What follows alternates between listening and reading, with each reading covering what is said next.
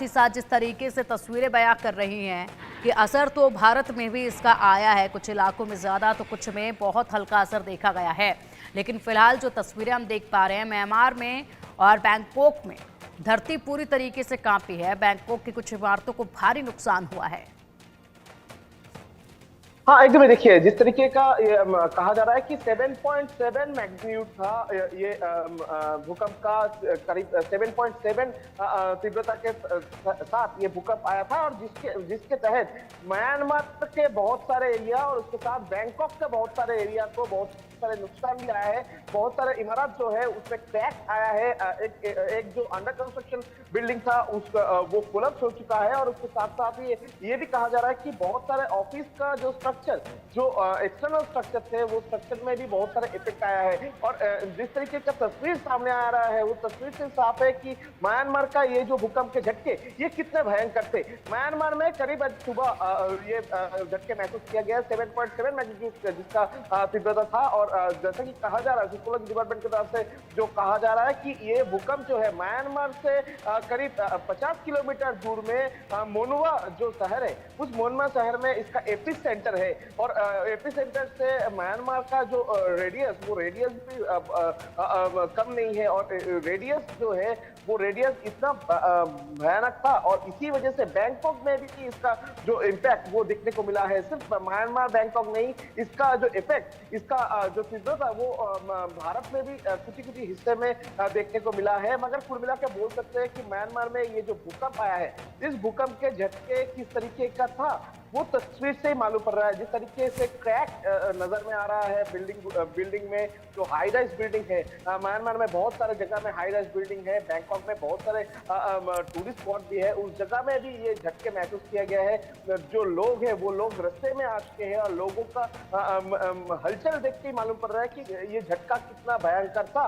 और म्यांमार में जिस तरीके से ये हादसा घटा है, जिस तरीके से ये बिल्डिंग को तस्वीर सामने आ रहा है, उसमें एकदम स्पष्ट हो जा रहा है कि 7.7 मैग्नीट्यूड का ये जो अर्थक्वेक, ये म्यांमार में कितना ज्यादा इंपैक्ट डाला था। और ये झटके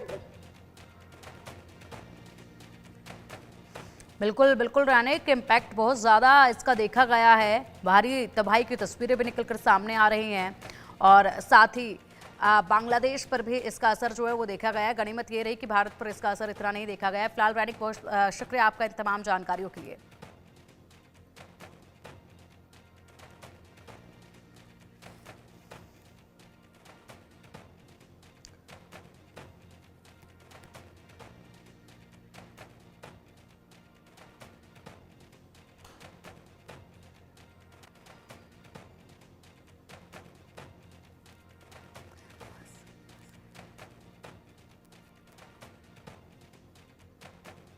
और चलिए अब अधिक चर्चा के लिए इस पर हमारे साथ हमारे खास मेहमान जुड़ चुके हैं। एनडीआरएफ के पूर्व डीआईजी एसएस गुलेरिया जी हमारे साथ हैं। सर, बहुत स्वागत है आपका इंडिया न्यूज़ पर। आए दिन ये भूकंप के बड़े झटके महसूस किए जा रहे हैं, और अब जो आज भूकंप के झटके महसूस किए गए म्यांमार में, यहाँ पर तीव्रता जो है वो बेहद गंभीर थी, क्योंकि इस तीव्रता पर भारी तबाही देखी जाती है। और तस्वीरें और कुछ वीडियो इसमें निकलकर सामने आ रहे हैं, जिसमें बहुमंजिला इमारतें जो हैं वो ताश के पत्तों की तरह ढहती नजर आई हैं।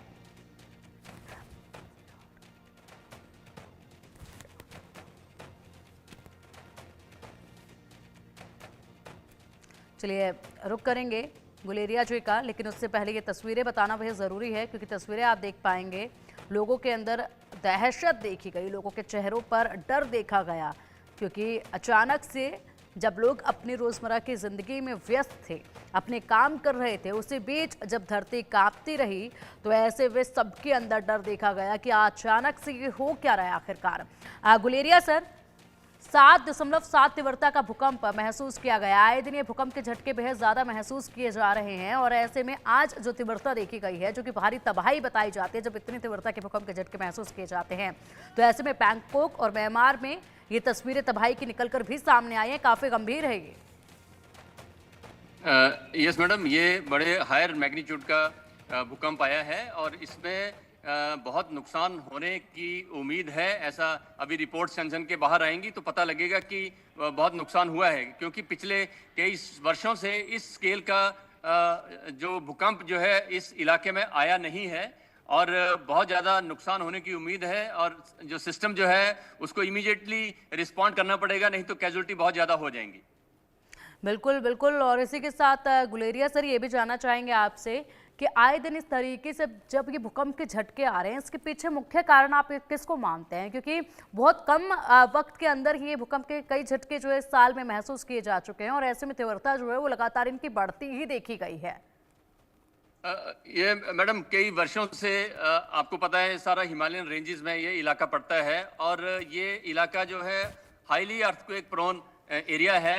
ये इसको अगर ग्रेडिंग के हिसाब से देखा जाए तो ये जोन 5 में ये इलाका पड़ता है और इस तरह के भूकंप की उम्मीद यहाँ पे है। यहाँ पे बहुत ये सेंसिटिव इलाका है, यहाँ पे फॉल्ट लाइंस हैं और इस तरह का भूकंप आने की संभावना यहाँ पे हमेशा बनी रहती है। ये हिमालयन रीजन का जो भी इलाका है वहाँ पर इस तरह के भूकंप आने की उम्मीद बनी रहती है और उसी का एक नतीजा है कि पिछले कई वर्षों से ये जो जमीन के नीचे जो स्ट्रेस इकट्ठी होती रही है वो अभी जो है ब्रस्ट हुआ है और उसकी वजह से ये भूकंप आया है।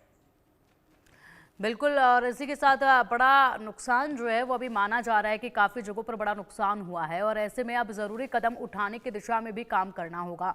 क्या प्रबंध जो है वो देखा जाता है, किस दिशा में काम किया जाना चाहिए ताकि अगर इस तरह के झटके आए भी तो हाई राइज सोसाइटी में रहने वाले लोगों के लिए सर बहुत ज़्यादा खतरा पैदा हो जाता है, सबसे ज़्यादा चिंतित वो नज़र आते हैं, तो उनके लिए बहुत बड़ी ये चिंता की बात है। उनके लिए ऐसे क्या कदम जो है वो उठाए जाने चाहिए, क्योंकि आए दिन ये जोखिम जो है वो देखा जा रहा है। यस, ये एक्चुअली लोकल जो रिस्पांस मैकेनिज्म है वो पूरी तरह से एक्शन करने का समय अभी आ गया है। एक्चुअली जो हाई राइज बिल्डिंग्स होती हैं उसमें बहुत ज़्यादा फैमिलीज रहती हैं और वहाँ पर जो रिस्पांस मैकेनिज्म है वो दूसरे इलाके से अलग होता है। तो इसमें जो सोसाइटीज़ हैं वहाँ पे उनका जो उन्होंने बेसिक ड्रिल अपनी तैयार की होगी, अब उसको एग्जीक्यूट करने का समय है जहाँ पर उनको तुरंत जो है लोगों को रेस्क्यू करने के लिए कदम उठाने पड़ेंगे। जहाँ तक लोगों का सवाल है जो हाई राइज बिल्डिंग में रहते हैं, उनको कुछ एक चीज़ों का ध्यान रखना पड़ता है कि जैसे जब भूकंप आता है तो उस समय जो सबसे पहले कैजुअल्टी होता है वो जो सीढ़ियाँ हैं, लिफ्ट जो है वो बंद हो जाती है, लोग ट्रैप हो जाते हैं और बाहर निकलना मुश्किल हो जाता है। और भूकंप के बाद जो आफ्टर शेक्स जो आते हैं वो भी उससे भी ज़्यादा डेंजरस कई बार वो होते हैं, जिसकी वजह से बहुत कैजुअल्टी होने की उम्मीद है। तो लोगों को इस वक्त तो यही करना चाहिए कि